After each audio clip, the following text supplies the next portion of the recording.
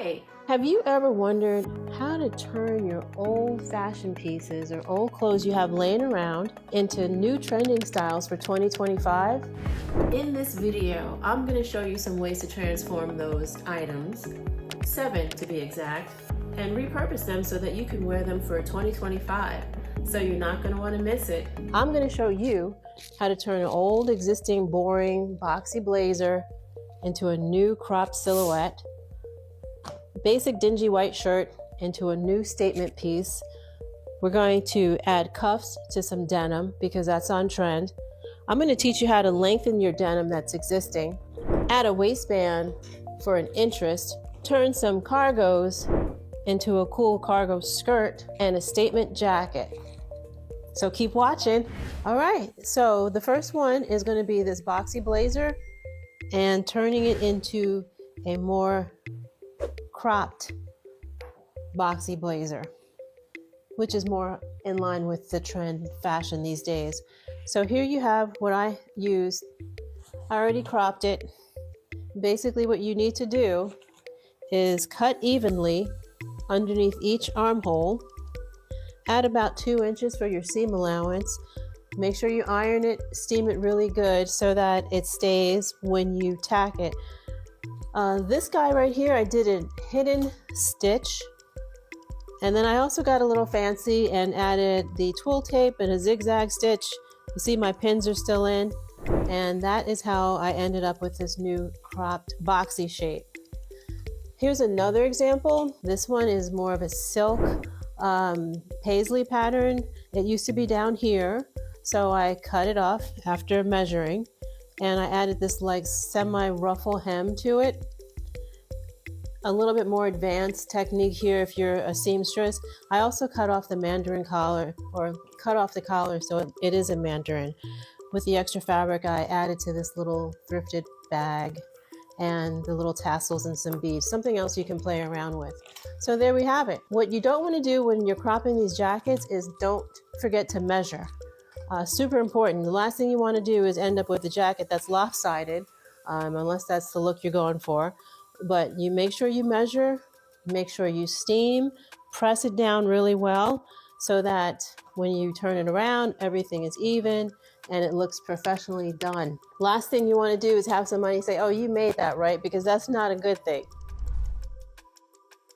So here we have a denim white shirt. Pretty much everyone has a white shirt in their wardrobe. What I did was I had some foil, gold foil, silver foil, some paint, fabric paint, and some splatter. And that's what I came up with. What you don't want to do is just go in on your shirt without having a vision. I visualize exactly what I want in my head. Sometimes I even sketch it out. But that's how you can transform a boring old white shirt into more of a statement piece. Over here is just your regular pair of denim. And what we wanted to do was add cuffs to it because we're seeing a lot of cuffs these days, whether they're super high or really shallow. So here we have, I was in such a rush. I wear this to work every day. These are wide legs. This is an example of a wide leg style. You can tack it down, or if you're in a super rush like I am, these are safety pins. So you don't even have to be a seamstress. What you don't want to do not forget to, again, use your handy iron. You have to iron things down. You have to measure, make sure your cuffs are the same height. And once you have it, you can either tack it down if you want to use a needle and thread. If you're in a rush like I usually am, I wear these to work all the time, and they're just safety pinned. Here's another example of ones that, again, I wear, and they're safety pinned. It's quite all right. I can wash them that way. When I take them out of the wash, I just tack them down. Here is another pair, wider cuff. There's just tacked right there, right there. It's not safety pinned this time. And some extra patches just to update it some more. This fabric was actually taken from the blazer that we did earlier, that we cropped. So we're repurposing and utilizing fabrics and trims. getting your money's worth. These guys, I'm going to show you how to lengthen your cropped denim. These jeans, I did not have a need for them to be at that length. That's how I bought them. And basically, first thing you got to do is make sure you measure. Well, the first thing you have to do is go to the thrift store, Goodwill store, or wherever you're going to find another pair. And you have to really make sure you try to find the same grain. This one's not the same grain, but it's similar in wash. You can see the striping of the fabric here, but it's as close as I could get. I mean, those denims are like pretty dead on. Then you're going to cut off the legs from the other jean that you matched up really well. I took this pair with me into the Goodwill store just so I can have it there, so I can get the exact best match. You're going to measure on the other pant, cut them, make sure they're the same, and all you do is turn one inside out and you're sewing them together. You have to make sure the width is the exact same width of what you're adding this way, so that nothing is bulking out. And then the length, again, make sure you have the same length. That's what you don't want to do. You do not want to have anything that's mismatched. So there you go. How to lengthen your jeans. Okay, so now we're on to turning our cargo pants into a midi skirt. This is super easy. There's a gazillion tutorials on YouTube on how to turn your pant into a skirt. So I'm going to briefly just say what you're going to do is use your good old handy seam ripper and take your crotch out and your inseam out, fold one over, and there you have it. Just stitch it down. I have some zigzag stitch on here. I left my ends frayed because I love that raw loose. If you can't tell, I just like everything not to be too prim and proper, rough around the edges. And then the back, you take out the entire back seam, rise, and the inseam, and then you just connect them. You just have one seam going right up the back. Love these, love these, love these. They're super comfortable. I get compliments all the time because they're just distressed and washed out camo.